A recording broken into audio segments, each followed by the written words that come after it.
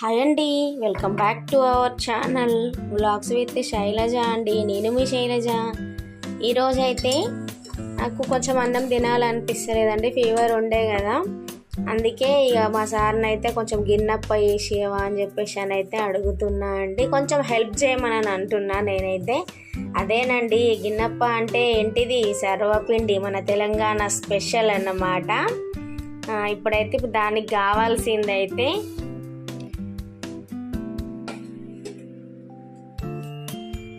దీనికి కావాల్సిందైతే నేనైతే ఒక హాఫ్ కేజీ వరకు అయితే బియ్యం పిండి తీసుకున్నా అండి.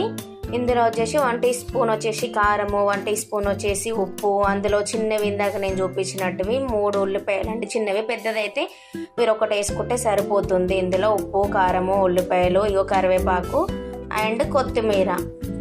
దీంట్లో వచ్చేసి పల్లీలు అయితే ఏంపి పెట్టేసినామండి పక్కన. అవైతే ఒక చిన్నగా ఇట్లా మిక్సీలో కొంచెం బరకగా చేసేసుకొని కచ్చాపచ్చాగా అనమాట చేసి దీంట్లో వేసేసుకుందాము. ఇక ఈ విధంగా అండి, ఇది మెత్తగా అయిపోయినాయి. మీరైతే ఇట్లా ఒక్కలు ముక్కలు చేసేసుకుంటే సరిపోతుంది. నాకైతే కొంచెం ఎక్కువ అన్నారు మా బాబు. ఇప్పుడైతే ఇక మొత్తం ఇదంతా ఉప్పు, కారము, ఇవంతా అన్నీ ఉల్లిపాయలు, పల్లీలు ఇవన్నీ కలిసే వరకు అయితే చేసేసుకోండి. అన్నీ ఇట్లా మంచిగా మిక్సీ చేసేసుకోండి. పల్లీలు అయితే జర మెత్తగా పట్టుకోకండి, పిసుకో మంచిగా.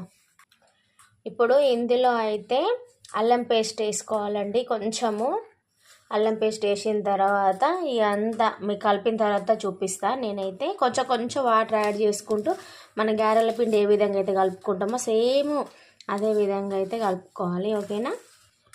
ఇంకో ఈ విధంగా అయితే కలుపుకోవాలండి, కొంచెం వాటర్ వేసుకుంటూ.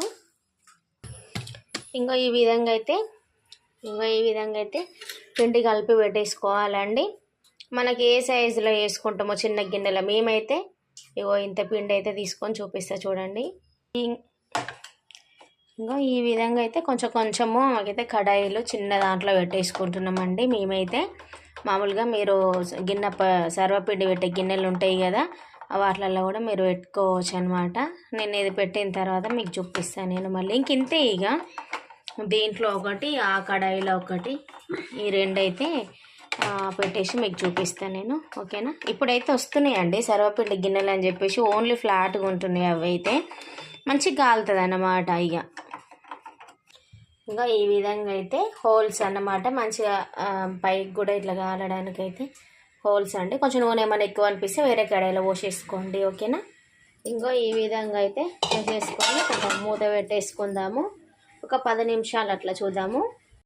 ఫైనల్ అయితే ఇక ఈ విధంగా అయితే వచ్చేసిందండి సర్వప్ప. అయితే బయట తీసుకొస్తే అది ఎంత 15 రూపాయలు ఎంత నూనె అంట.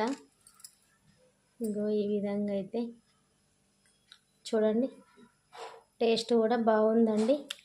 నా వీడియో కనుక మీకు నచ్చితే లైక్ చేయండి, సబ్స్క్రైబ్ చేసుకోండి, షేర్ చేయండి. ఎలా ఉందో కామెంట్ చేయండి, ఓకేనా? మరి మీరు కూడా ట్రై చేయండి, ట్రై చేసి ఎలా ఉందో కామెంట్ చేయండి, ఓకేనా? మరి బాయ్.